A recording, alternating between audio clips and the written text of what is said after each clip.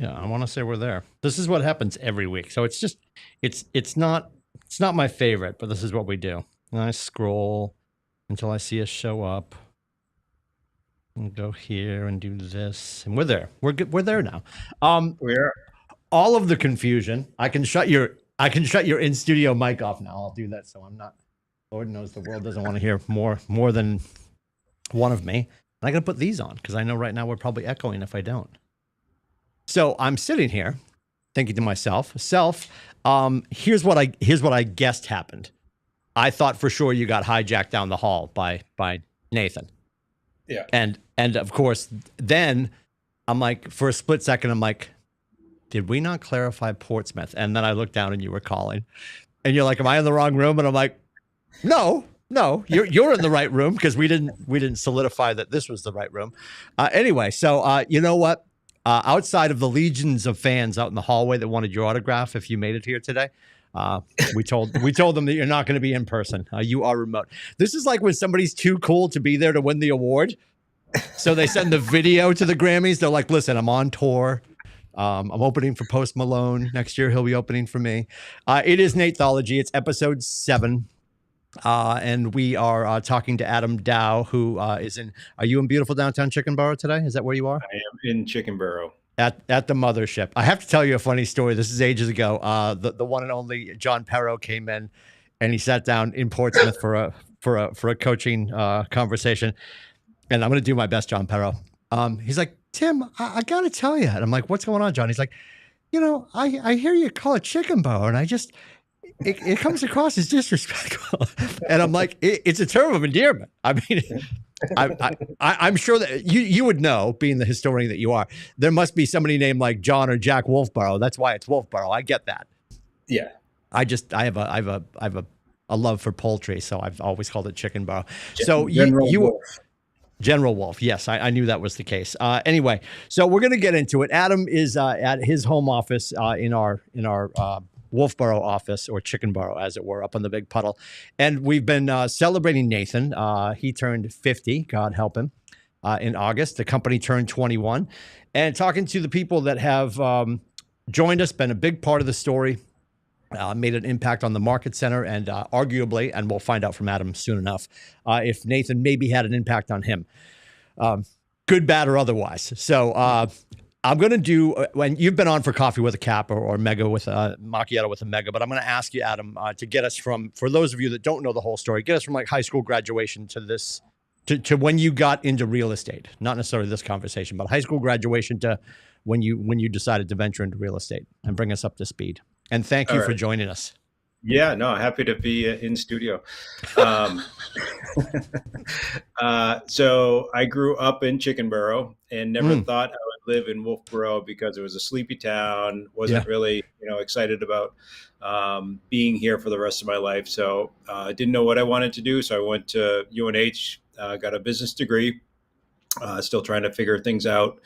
Got a job at actually my mother got me a job at a consulting company my junior year so I could build my resume. And that company was here in Wolfboro, but actually moved to Portsmouth. So after graduation, I continued to work there. I made my way up to partner there, and we were trying to be a .com back when .coms were very popular, right towards the end. Before the bust. Right at the .bomb era, we had a venture capital company committed to give us $3 million. We were going to go to Hong Kong and sign some documents, and the venture capital company called and said, "Hey, we're out of business." So I started going on Monster.com and saying, "All right, I need a job." I had moved to Wolfboro because I had met my now wife Becky down in Portsmouth. And we decided we could work all our lives and then move to Wolfboro, because I realized that living on this big lake and having skiing and Four Seasons and no income tax and all of those fun things, that was actually kind of good, that I didn't realize as a kid. So we were back in Wolfboro. I had a business degree. I was on Monster.com saying, I need a job. Didn't really want to commute down to Wolfboro. There's a whole generation of kids that are confused by Monster.com right now. Like, is that a Halloween website? Yeah.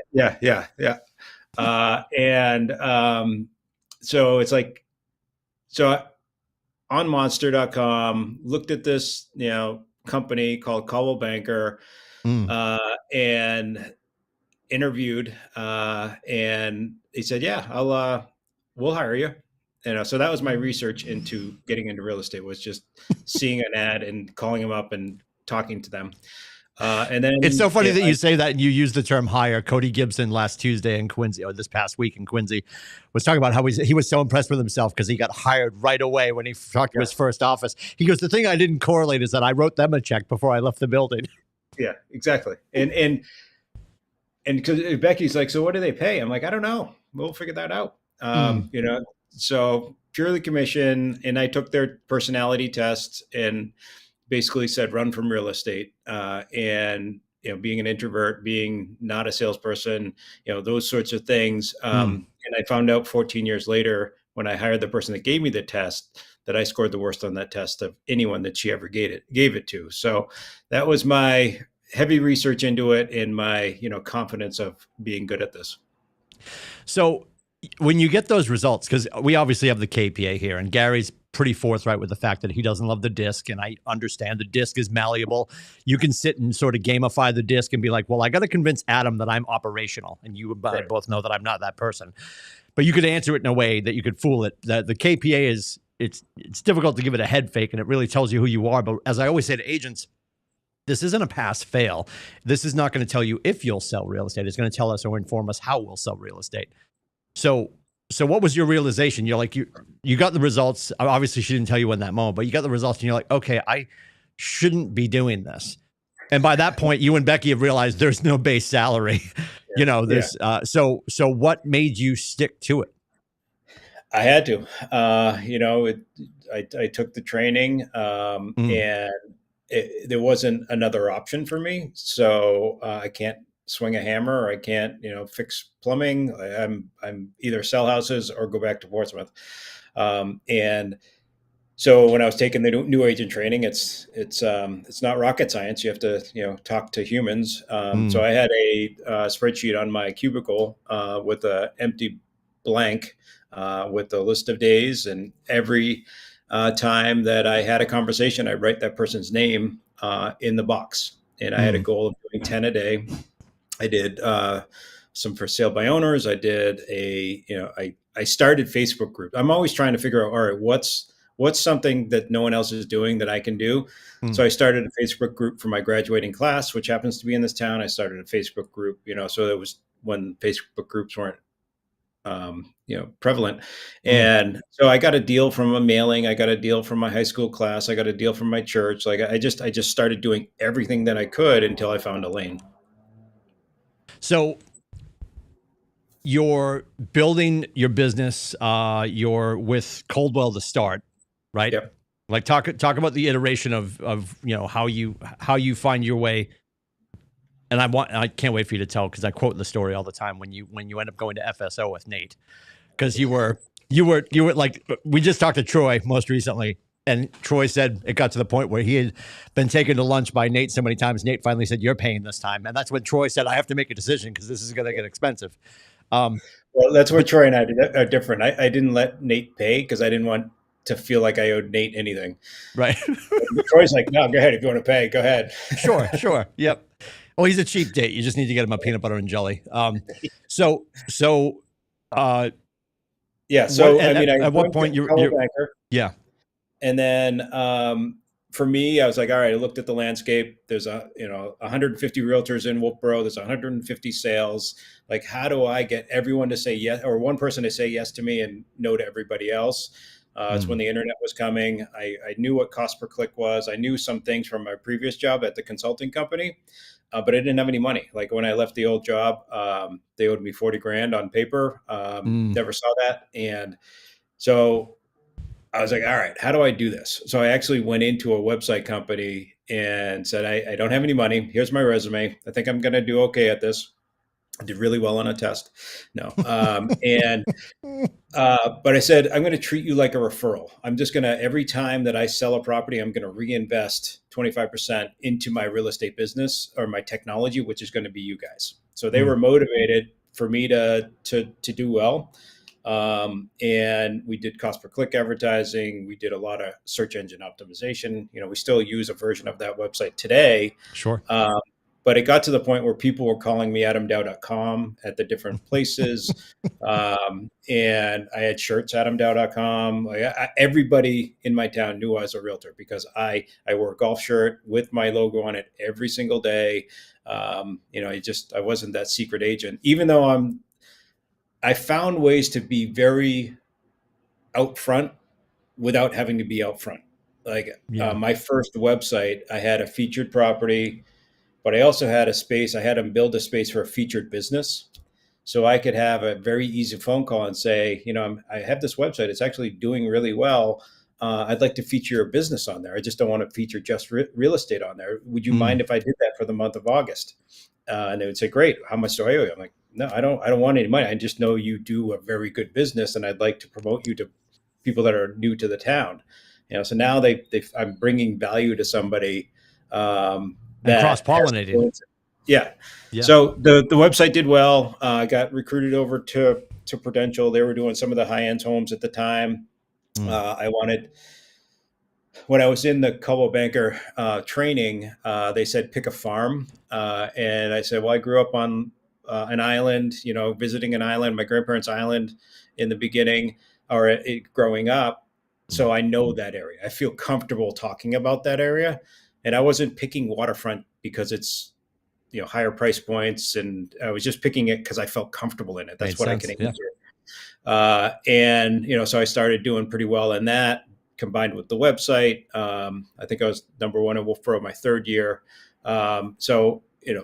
Went to Prudential, built a luxury business. The year before I came to KW, sold, I think it was 23 million, but it was 27 sales. So, some big stuff for the time.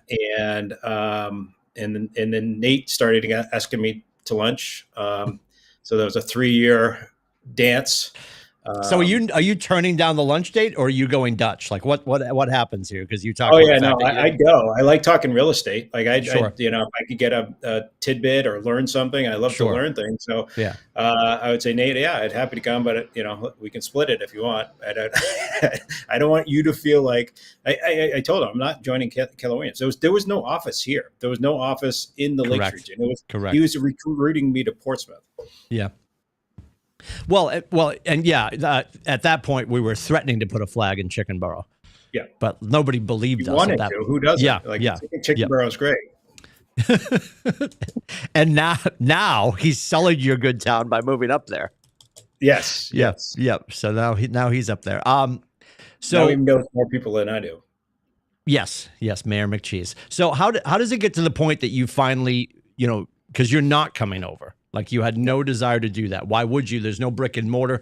There's no presence at that point. What were the things that finally got you to the point? Like when he says, hey, there's this thing, FSO, it's going to explain, over 2 days, all about the company. What makes you finally say, okay, I'll go take a look at this?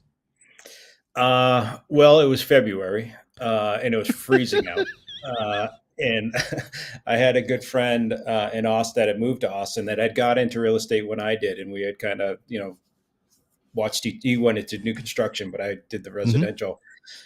So I said, Nate, if you want to fly me to Texas in the middle of February where it's warm, and if you will be willing to have dinner with my friend so I can visit him, and you understand that I'm just going to steal your training, I will go with you. Like I'm a fairly honest person. Like I just wanted the expectation to be correct. Yeah. Expectation to be correct. This is why I'm making the trip. Yes.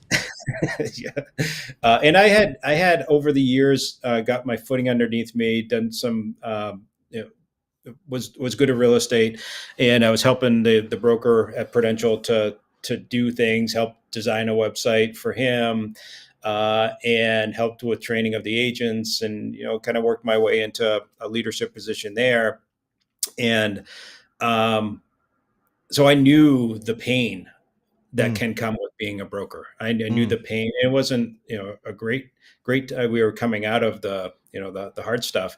So when I went down to Texas and went through the franchise systems orientation, which, Keller Williams requires their owners to go, because some owners up here, they're the same person that they were 50 years ago. Like they are proud of the fact, hey, I've been in business for 50 years, but have you grown over that time? Like Keller Williams says, all right, get your butt out of your town, come to, Texas, and learn from the other market center leaders and OPs and things like that. So I was in that meeting, and it was a manual. I still have it in my desk, and it was basically their guide to running a real estate business. And I'm flipping through it, hearing from Dick Dillingham. Yeah, he's a good guy, and hearing, oh, we were trying to figure this out last week. We were trying to figure this out, a year ago. Yeah. And so, the jokes, like the day one, I was like, all right, so Nate, if I came over, and then like day two is like, oh crap. All right, how are we going to do this? I'm coming. Because you said to me, day one is if I sign, day two is where do I sign? Yeah, exactly. Yeah. And we got to visit Mo Anderson's office, and she's I'm a more, I'd rather people recommend me on my character than my statistics. And she just is an impressive person. Like she had a little. All right, darling, come on in, sit down. Oh yeah. So all of that. So it was a trip that changed the path of my real estate career and my family's wealth. Well, at what point? Because I know for me, I had no idea till I landed. Because I don't have the sexiest story. I joined Keller. I got my license because Nate said, "Get your license and come play with me." And I was like, I don't even know what that means. I didn't know that you interviewed brokerages. I just came to play with him because I trusted him. It's worked out, obviously. And I remember I didn't know God Family Business. And I know as a man of faith, like, when did that hit you? And when did you realize that was that at FSO? Did you find out about that during your lunches with Nate? No, that was FSO. That was, it was in the manual. That was like page 1 of the FSO. And I opened it up. I was like, holy crap, there's companies this big that still do this. Like, how do they get away with it? But I like it. Yeah, it was something for me that I didn't know until I got here. And I was like, oh, that's pretty dynamic. And the fact that we've held on to that for dear life, we're still holding on to that, which is really good. So you make the decision to come over, and now of course you're going to be the flag bearer, the standard bearer in beautiful downtown Wolfboro, because it's at that point that we start exploring brick and mortar and all that. I remember meeting you for the first time at our holiday party at Martingale, I believe. And you and Becky are sitting at the bar and you're just like, I don't know what's going on. Because it must have been overwhelming. Not to mention, to your earlier point, you're introverted, and it was overwhelming because Nate doesn't make it a secret. He's letting everybody know that you're in the room. And it's interesting because I went from Coldwell Banker to Prudential, which is now Berkshire Hathaway. And then I went from Berkshire Hathaway Prudential to Keller Williams. So I had that experience twice of joining a new company. Yeah. And so when I joined Prudential, I was in their first office meeting, and I'm like pretty excited. Hey, I'm new. Like, let's be friends. And they're just glaring at me like, who's this kid? Like, is he going to steal my leads? What's his deal? Just a complete. I was like, oh, all right. Well, I'll just do my thing and try to be successful. But when I joined KW and went to, I think it was like the holiday party. It was like my first introduction to everything. And it was just a completely different experience because, Nate was introducing me, and their top agents were coming up and saying, if you want to learn about how we handle the team, I know the team's going to be new for you, or if you wanted some job descriptions, or if you want this, if you want that, it was like, wow, you actually are excited I'm here. This is weird. You're not just pissed off. Yeah. Well, and I think people have always been amazed since joining our version of the company at 463 that all of our mega agents, yourself, Prue, Troy, Zoller, are all willing to come and teach, talk, give out all the notes. And you and I both know, like, you can fill a room full of 100 people, and 90% of them could take copious notes, but we know 1% to 2% are going to go implement. So everybody's well, and if we're being honest, not that you haven't created things that are Taoisms there, I'll give you that one. That's free. Not that you haven't done that, but they are historically structured off the systems and the models that we have here, or best practices of real estate just in general. And we also know the thing that Keller Williams brought is the the concept of masterminding. Like it was completely different from Prudential. I didn't sit in a room full of people and say, "Hey, let's get better together." It was like, "All right, I'm going to hide my paper. I don't want you to see what's going on." Right. So when I went to Texas or mega camp or family reunion, you make the connections with people that are similar in size to your team or similar stage of your business, and then you swap notes. You say, "All right, this is what I'm doing. All right, I like that. Let me copy that, but I'm doing this well. Let me give that to you." So that's how I built, for the first few years, or first, lots of years, on just finding out who I need to swap notes with. Yeah. When you're getting started, you talked about the fact that, like, I'm going to do the real estate thing because I have to. Like you and Becky are finding out there's no base salary. You're like, I just got to grind. At what point and what was it for you in those first handful of years when you're just getting started at Coldwell, and it probably morphed from company to company? And maybe it's still true now, but what was the first thing that you were like, okay, this is what I enjoy. I'm going to lean into this, and this is how I'll build my business. This is what I enjoy. That's a tough. Do I? I don't know. I mean, you keep showing up. Yeah. No, I've had just, when you meet some amazing people, like I've built a big business based on meeting, so we call them influencers now on the team, but and mentors over the years. Like being in contact with some pretty amazing people keeps me in the business. Helping the team grow keeps me in the business. And unfortunately, I'm pretty good at some of the hard stuff in negotiation, and so I get dragged into the problems and things. Sure. But I do it with the win-win attitude. I do it with the no deals worth my career. And so if you treat this like it's an opportunity to learn from people, to become friends with people. I mean, I've had some pretty amazing trips from a couple, a couple clients. The guy in the cape is my favorite. Which one's that? The guy, the superhero guy. Oh, yeah. The guy with the car. The guy on Cape Cod. No, I was like, no, the guy with the cape. Yes. It's like Frank Costanza's lawyer on Seinfeld. Yeah. The guy in the cape. Yeah. He's taken on us on like 6 once in a lifetime vacations. Amazing. So, I mean, that's what's cool about it. Like I can use because I'm more introverted, because I'm more don't want to talk, I get the opportunity to listen. And if I pay attention, I can learn some stuff and add value to people because I'm listening to what they say versus just trying to tell them what I wanted them to know or whatever. So, some of my weaknesses actually come through in those high net wealth situations where I can earn their trust. I can, my biggest deal in the beginning, which was my first life-changing commission, grinding for a while, creating the website. I knew what cost per click was, so I was getting a bunch of leads because I knew how to do it. Like Lake Winnipesaukee Real Estate, you type it into Google, they were on my website and calling. So I started a referral kind of strategy because I was getting too many in the beginning. And so it was getting annoying when the phone rang. And so I remember answering the phone and just being kind of short, like, "Oh, you want a waterfront? How much?" And because usually people are saying 300,000. Sure. It doesn't have to be nice, but at 300, yeah. But this guy's like, "Well, if it's land, 2 million. If it's a nice house, I'll pay 4 million."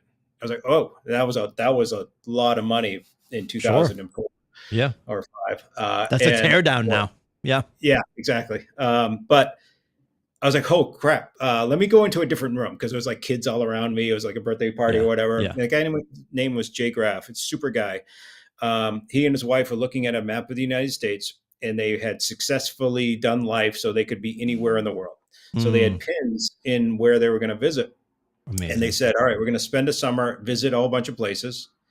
And they did. And then they were deciding that Wolfboro was their place, which was, cool for me. Like, all right, that's this guy can live anywhere in the United States, and he's picking Chickenboro, right? Yep. And so we're looking for houses. We find him a house. It was a house that he wanted to see, but went under agreement. He was going to go to the airport that day. And I got a call. It was falling out of agreement. I'm like, Jay, do you want to go see it? Yes, I do. Put an offer in. $3.6 million, just like a huge, huge life changing for me at the time, right? Sure. And so we put it under agreement, have inspections, and then arsenic comes up in the water. I had never had that happen. I was like, oh, that sounds awful. Like, what's going to go on here? So he's like, Adam, find out how much just getting rid of it. I want a whole health system. I don't want to even deal with it. So I come back to him. It was like $36,000. I was like, oh, crap. And, I said to him, Jay, it's the end of the summer. We probably aren't going to find anything now, but, next spring, I'm going to find you something. Like, thinking that he would say, I don't want this property. And so he's like, oh, 36,000, no problem. We can close.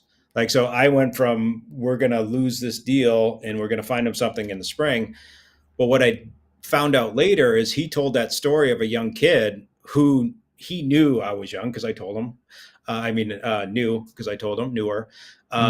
And he told the story of this young kid that was going to get this giant commission that told him not to buy a house, or that it was okay if he didn't buy a house. So I got a lot of referrals just based on, that. And the high net wealth people, if you can earn their trust, it sticks around.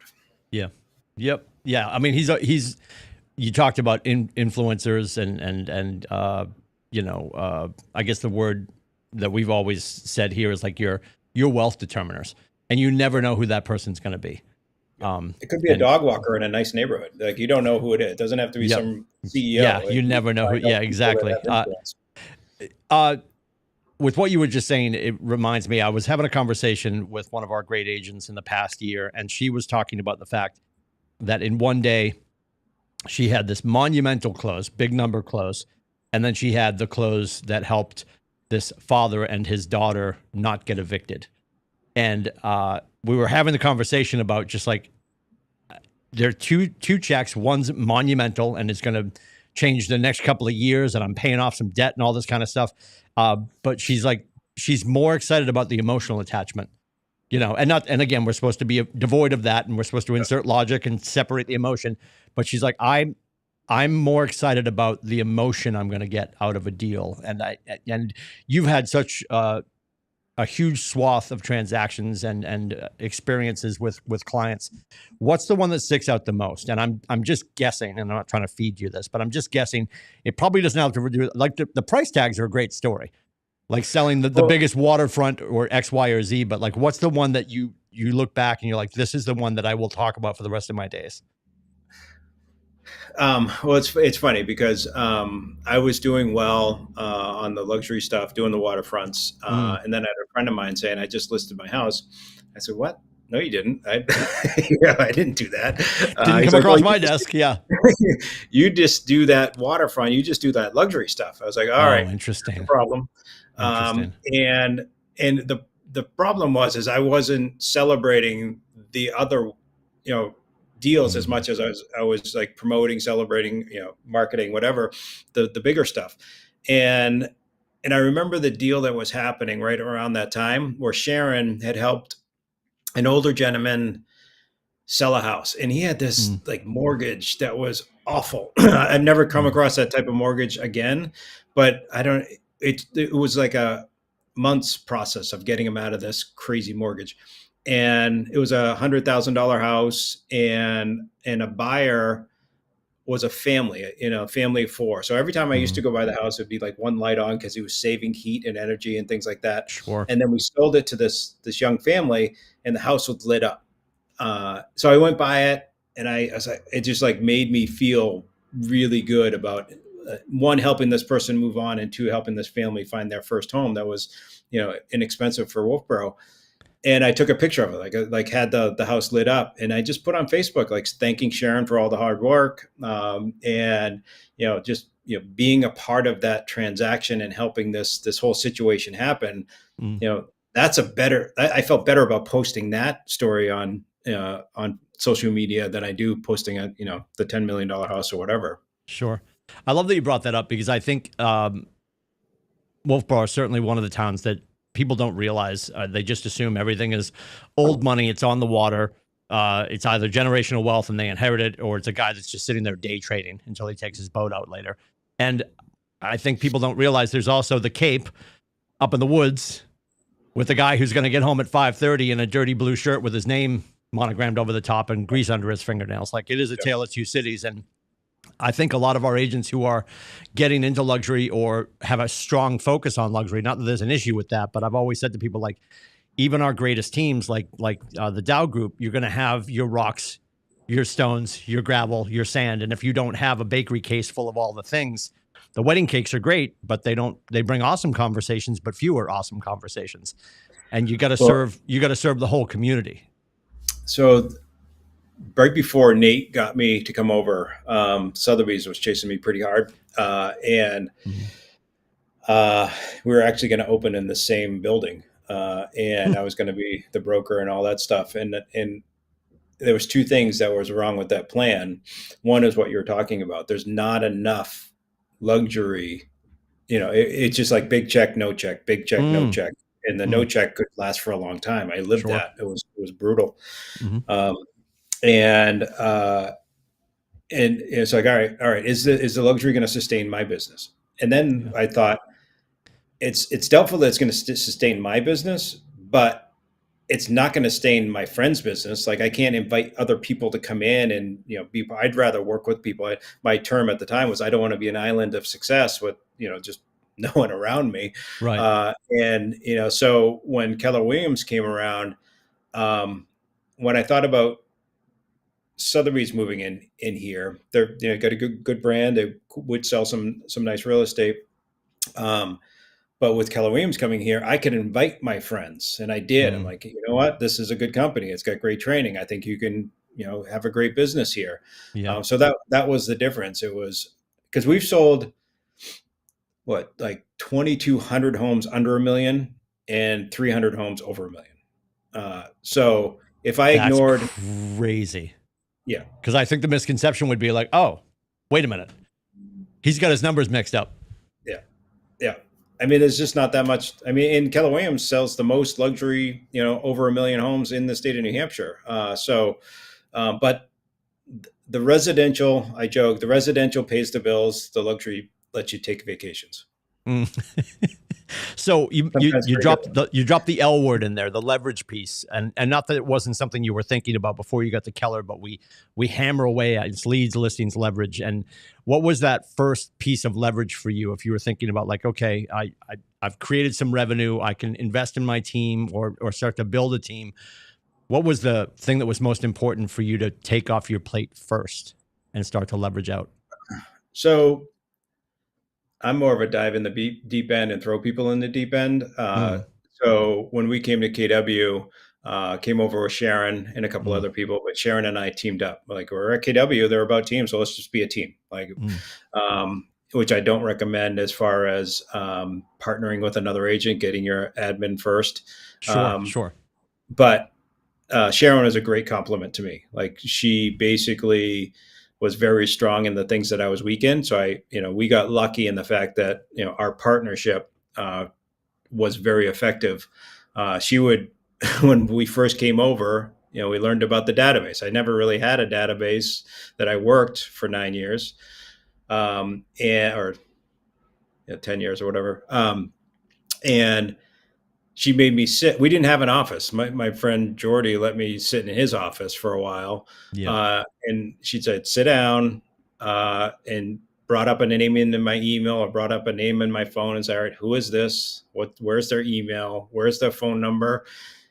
It was painful, but she dragged out of me all of this database so we could start working it. Yeah. So she was super important. And we were, pretty much partners on everything. So we acted as one. Like, she took care of my weaknesses, but our first leverage was getting that assistant, and it was that person that gave me the test 14 years ago when I made the move to Keller Williams.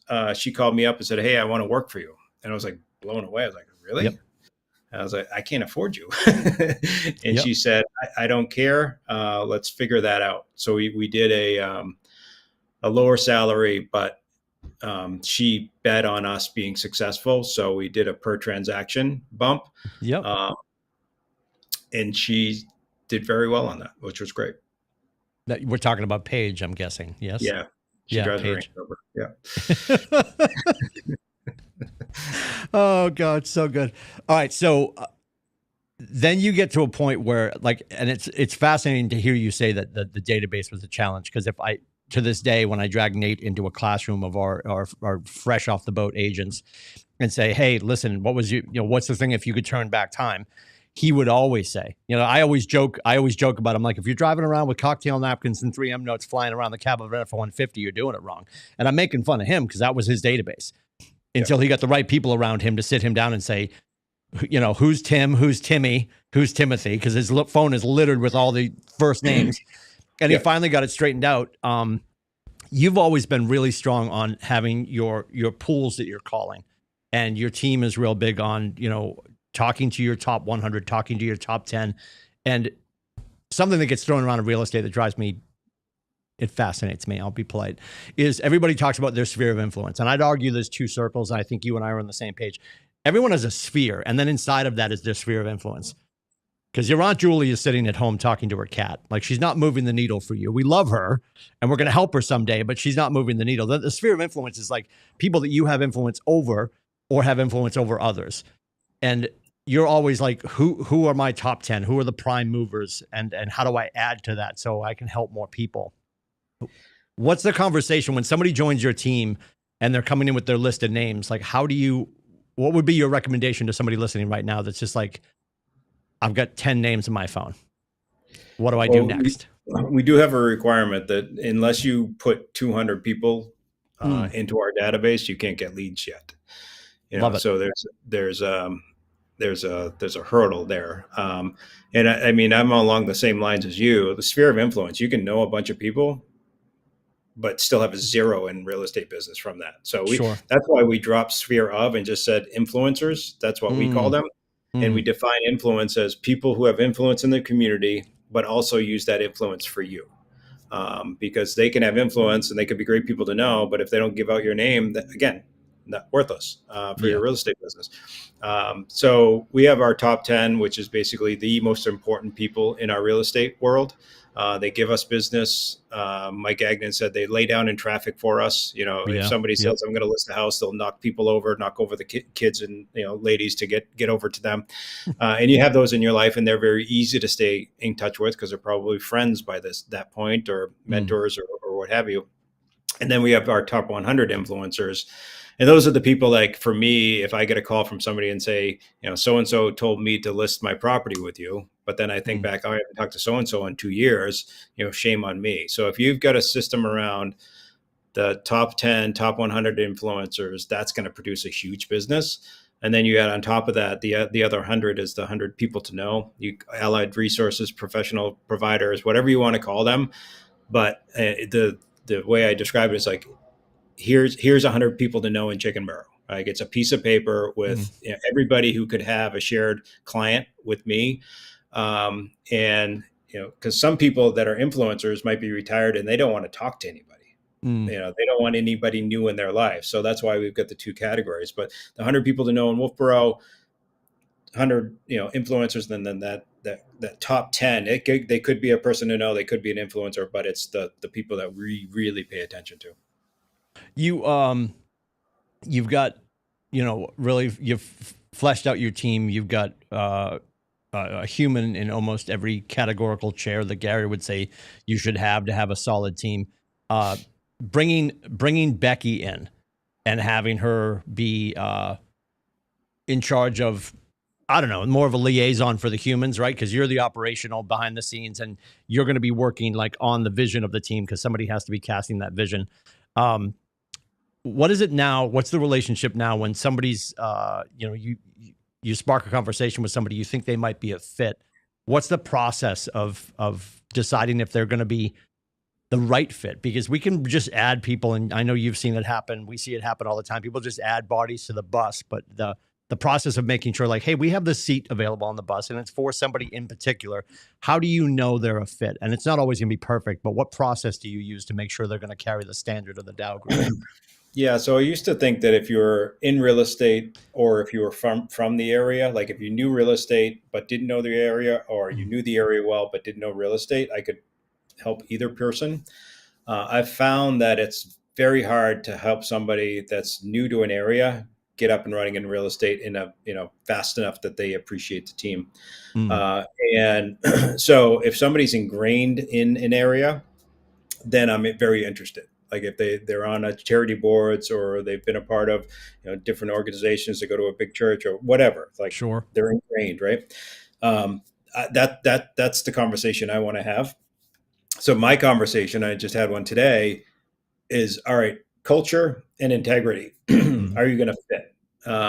Because if you know a bunch of people and then you go through my litmus test of culture and integrity, we've got a no white lies policy. Like don't even lie about the small stuff. Like I'm not mm, smart enough to keep all track of that. Like just mm, truth and everything.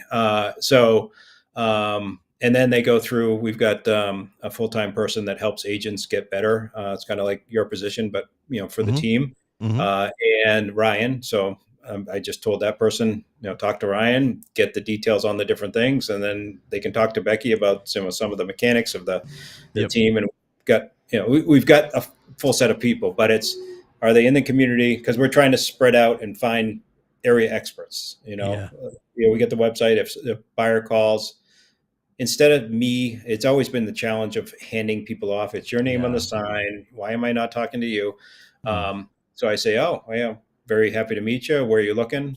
Oh, Meredith, great. I can't wait to introduce you to Shanna. She's actually got a waterfront there. She sold a bunch of houses there. She knows the community. She knows the way around the traffic. So once we're done, I'll introduce you to Shanna. So yep. we're trying to find the Shannas all over the place of, the different communities. Yeah, you coined the terms area experts and property experts. So and that's massive leverage for you. If and I don't know if you still go to all the kitchen tables, but I know there was a point where you were extracting yourself from having to be at all of the things, and you would go to the kitchen table with Sarah or Shanna or whoever it was, and just be like, hey, awesome to meet you, Mr. and Mrs. Lindsay. And Sarah's going to be your property expert or the area expert if they're a buyer. What is that conversation like? Obviously, you're used to it now, and the leverage. I remember Jeff Glover saying this. As long as you were there for the seminal conversation, after that, Sarah can always say, "So Adam and I were talking." And to your point about white lies, I know people feel I weird don't do about that. this It drives me nuts when Glover says that. I appreciate you saying that because Glover is big on the fact that like Sarah could say, "Well, so Jeff and I were talking." Because she knows what you're thinking, she knows your standard, but your no white lies policy, it drives you crazy. Oh, I've heard that from stage. I mean, Glover has great training, great, but Sure. that's like chalk on the fingernails on a chalkboard. That's not your thing. So Janina and I are in business and we're working with your Stratford expert, Yeah. but we're demanding to talk to Adam. Like, what does that look like? I'm a huge fan of the conference call because Mm-hmm. I get to say what they want to hear or answer their questions or give them confidence and give them, but and I'm sure I've lost deals over not being able to be in every single one Sure. or what have you. But to build a big business, you have to you have to figure out how to do it and how to do it Mm. effectively.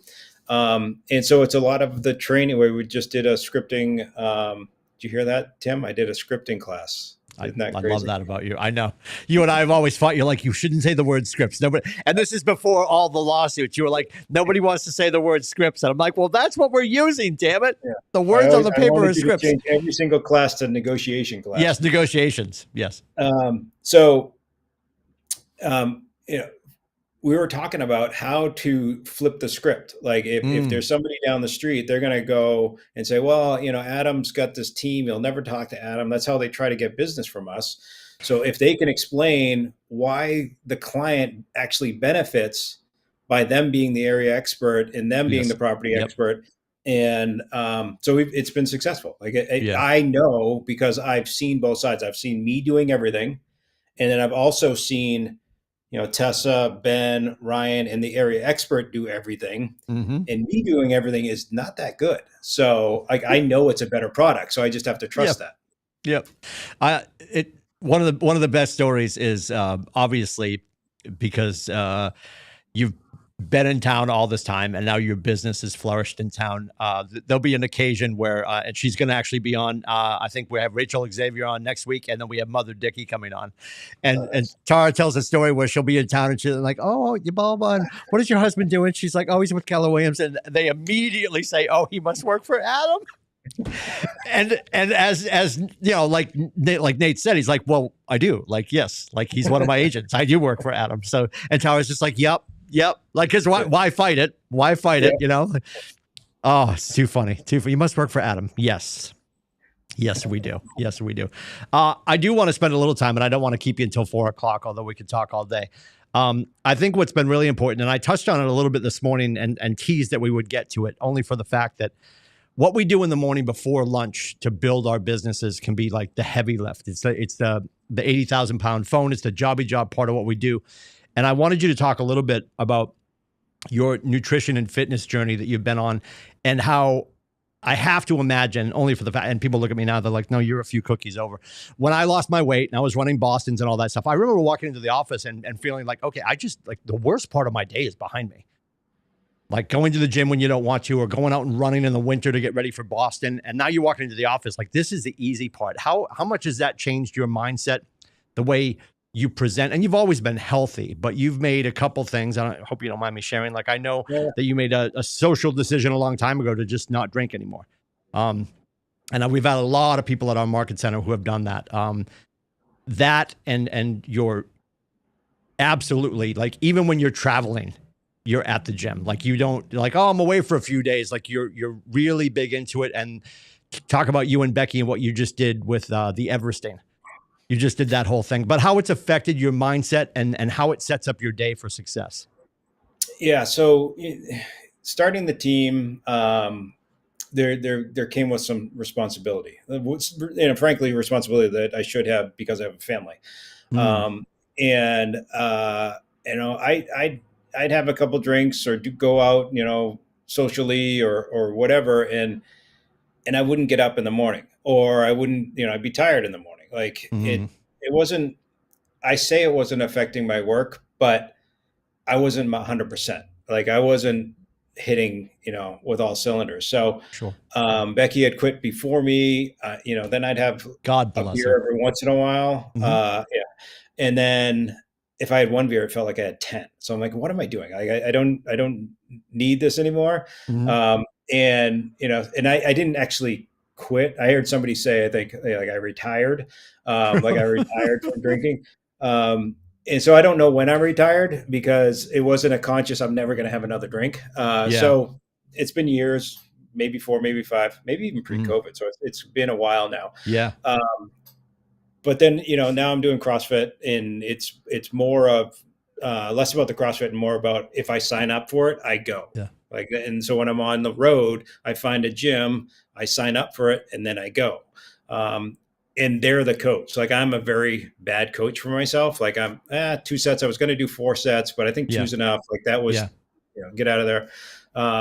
Like this morning, I did not want to go. And I didn't want to do it the whole time I was there, because it was brutal. But so I've been putting things in my way, so I have to do them. And Becky and I did the Everesting challenge, which is basically hiking up a ski area as many times to equal Mount Everest. 29,000 feet. But Tremblant is where we did it, which was kind of cool, and a great little town. And Jesse Itzler from Marquis Jet did it. He's organized this big thing. So we had to hike up Mont Tremblant 15 times in 36 hours, and you take the chairlift down so it doesn't kill your knees. But it was a pretty, it's an endurance thing that I didn't know I was going to, if I was going to finish or whatever. It was pretty nerve-wracking. But there was 2 reasons to do that. One, it was something that was in my way, that I had to do things in order to accomplish it. Like, I had to train for it. And another thing was, Becky and I did a lot of golfing, which I enjoyed much more than hiking. I did not know that. Go ahead, though. Great story. Yeah. But she liked hiking. So if we did this together, we would train together. So we did like 11 4,000 footers this summer. So having this thing in the future has been really helpful for me. to have a, one, to have other people, give them power to tell me what to do, like whether it's coaches or trainers or things like that. And, designing, I tell the team, don't design a world you don't want to live in. If I'm hiking and doing those sorts of things, it's to get healthier and become closer to my wife and, things like that. Yeah. You say that she hikes more than you do. Is she doing the 4,000 footers? She's done them. Yep. She's already done them. Okay. Can I ask you, asking for a friend, only for the fact that everybody seems to leave it for last. Did she save isolation for last? Is it Owl's Head? Owl's Head's the one that sucks. I don't know where isolation is. Everyone that I know that does the 4,000 footers, isolation's the biggest pain in the ass, and everybody leaves it for last, which is just like, that would be like having a big plate. Well, we did it this summer. I think Owl's Head is another one. It might be the second worst one, but it's like 16 miles and there's no view at the top. All right, I just fly. And the last bit of it is just like straight up. And that's on that hike is when I knew Becky was going to crush me and everything, because she was like hiking up and I'm like leaning over the rock and like, holy crap, this sucks. So yeah, we nailed that one just because it was good for our training. That's awesome. The golf thing, obviously you're super passionate about it. And you made a conscious effort to weasel your way into the club of your dreams up there at Bald Peak. And you're doing something that I recommend to people all the time. I remember when, and I think you're still at Kingswood, correct? Yes. Yeah. And Nate was, I needed Kingswood for my training for Everesting. So that's how I got it through. I'd walk 6 or 9 holes at night every night. Because I had to train, and I put extra golf balls in my golf bag to make sure. That's hysterical. I put extra golf balls in my golf bag because I have to. Well, listen, we don't have time for that story. And I remember, Nate would always be getting pulled away. So he'd be like, hey, go jump in for me at Kingswood. And I would go. And of course I was annoying all the guys who were like the townies. But it's such a great practice, whether you join a Twilight League for men's or women's. And I love when you said to me years ago, you're like, you know what? Men's league is great because I only have to ask Becky once if I can golf. Little does she know that I'm signing up for the whole summer. But it's such a brilliant thing to do, because invariably it's going to get to the point where you're playing your 9 holes at 5 o'clock and everybody's going to ask what everybody does because you're getting regrouped every week. And you're doing something that I hope people start to think about and adopt, is when you are just going to go get a round in, you just call the club at Bald Peak and say, hey, throw me in with 3 other people or with other people. Because you're there doing something you love. You're sharing a commonality. It's Bald Peak. People have discretionary income, which is also delicious. But how many times have you done that since you joined? What's that? I'm the only one without a Wikipedia page up there, I think. You're the only one that is. Everybody's summers in Wolfboro, right? Yeah. Well, they asked me, "Where are you from?" I said, "Wolfboro." They said, "No, yeah, I'm right down the street." Yeah, they're like, "Oh, you're a commoner. You're a commoner." Yeah. Oh, okay. Whoops. The world needs ditch diggers too, you know. Yeah. Oh God, that's too funny. Yeah, I've got a nice car at Kingswood, but I'm like parking the back at Bald Peak. Yes, so. I mean, there's two things there. Like Kingswood was where I designed a world I want to live in. Right. I joined the men's league. And it was a big number when I joined Kingswood. Like it was a stretch, but so I had to use it to make more money. Like I couldn't just have it play with the same people every day or every week, and I might get 3 listings if I hit 100%. Yeah. So I had to do more things. When I jump on the back and just walk 6 holes, I just join people. Hey, do you mind if I just play a couple holes with you? I got both sides of a $2 million listing doing that. Just like walking up, getting to know him and his son. They're like, oh, we're looking. Oh, great. I actually sell real estate. That's great. So, in the influencer talk, the 100 influencers, the top 10, you have to go to them. You have to go find them. Like, all right, who's got influence in the community? But the top 100, you find them where you already want to be. That's why you find them in the charity of choice. That's where you find them at the different events that you like to go to. That's why you find them at the club. You actually are intentional about who you start to getting to know. You can still have your friends and things like that. But what I like about Bald Peak is every Thursday they do a 19-hole league, and it's a different group of people every time. So they actually do it for me. Like I just joined, I might wear a logo shirt, but it comes up, what do you do? And then it's a slower process. But if you're intentional about it and you come back, like I have Sarah, she keeps me accountable now that Sharon's not here. And she's like, all right, who'd you play golf with?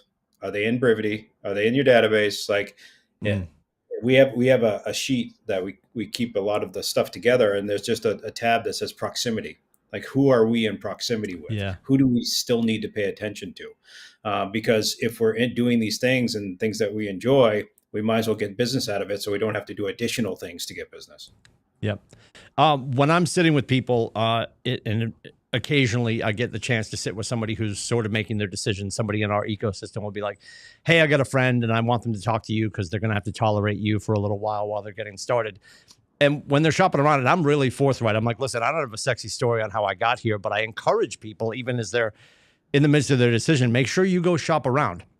I think it's Commonwealth Chevrolet. Shop us last, you'll love us. Like I'm dead set on the fact that we have the best model for people to build a business and leave a legacy. And time and time again, I'll hear people say, yeah, I was actually talking to a friend who's a veteran agent. They're over at XYZ company, and they said I should come here because it's a great place to start. And I hear that all the time. And, you know, I follow that up with, well, I do believe it's a great place to stay as well. And I always make the reference point of like, otherwise you're telling me that Adam, Zoller, Prue, Troy, they're all just too stupid to find the exit, you know? So I want to hear from you because I've been asking everybody, like, what is the reason? Now, obviously, you know, you're involved with us. You've partnered with Chris and Ben and Place. Like, what are the things here that you know, like, can't be replicated elsewhere, and why you continue to stay? Because obviously there's opportunities, and I know people are talking to everybody and trying to lure people away. So what's the decision point for you to wake up every day and say, KW is home for me? You know, one thing is there's loyalty. Like I'm a loyal person in that, if somebody helped me change the direction of my family's wealth, there's some loyalty to that, right? Mm-hmm. If there's somebody that's taught me how to build a big business, there's loyalty to that.